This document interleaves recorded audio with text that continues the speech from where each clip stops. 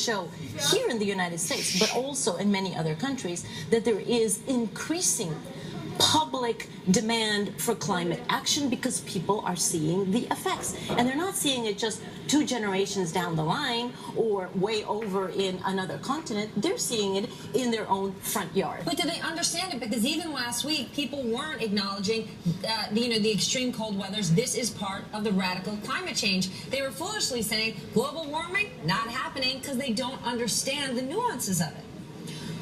Well, it is a relatively complex issue, and if you only call it global warming, well, that's, already the problem in calling it that. It's about global climate change. So you tell me, when in the past have we actually talked about a polar vortex? I mean, the fact is, we're having changes that we had not seen before, unprecedented changes. That's what global climate change is about, exactly about that kind of effects that are unprecedented. Christiana, do you have a dialogue with those people who disagree, with those people who say climate change isn't happening? And if so, is it working? I do have a dialogue. Now, those who deny the science are increasingly so much in the minority that is but just they're not often wealthy, and they're spending lots of their own money publicizing their position and making it difficult for the president, for example, to get congressional approval for any kind of deal like that. But there's a difference between those who deny climate science and those who use their money to stop policy. There's two different universes. So those who deny the science of climate are truly very, very much in the minority, and are definitely disappearing species.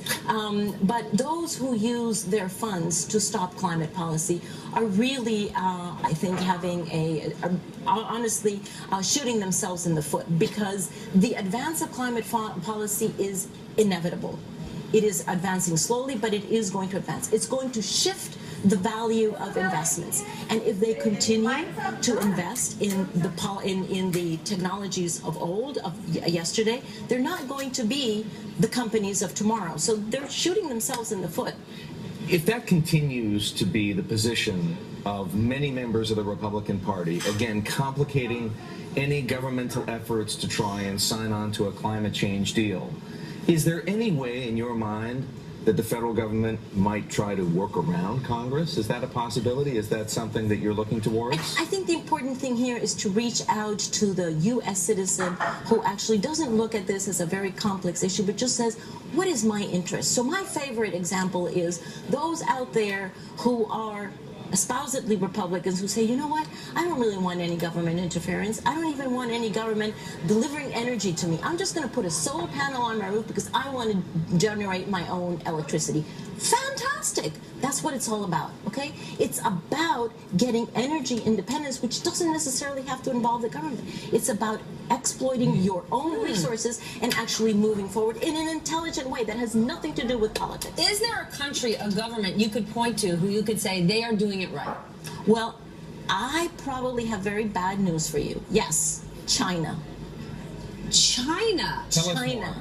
China. Hold on, would you have ever guessed that? No. You could have given me 50 countries and I wouldn't have guessed Germany, China. for example, might come to mind. Well, there you go. Of course, China has a huge advantage with respect to legislation, right? I mean, they decide on any policy and they just push it forward. But China is already the lead country in wind energy, and they're going to invest so much this year that they're going to bring wind power costs down substantially. They're the second in the world in solar energy, and they're going to duplicate solar energy over the next 2 years. They have probably one of the most aggressive energy efficiency standards for both buildings and vehicles in the world. And so when China says we're going to do this, they do it. And you know why they're doing it? They're not doing it because they want to save the planet. They're doing it because it's in their national interest. But aren't they one of the biggest polluters out there? Precisely.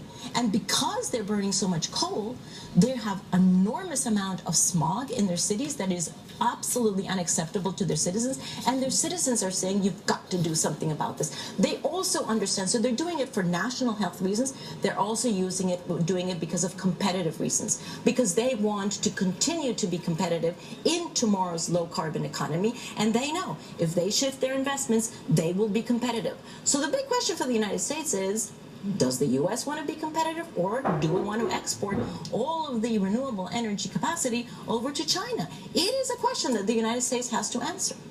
Christiana, thank you for joining us. You are the Thank woman you. to pose it to them. I like it. And we wish you luck on your efforts to reach a global climate change deal. Christiana Figueres Thank you. is the Executive Secretary of the UN Framework Convention on Climate Change. When we come back, we're going big.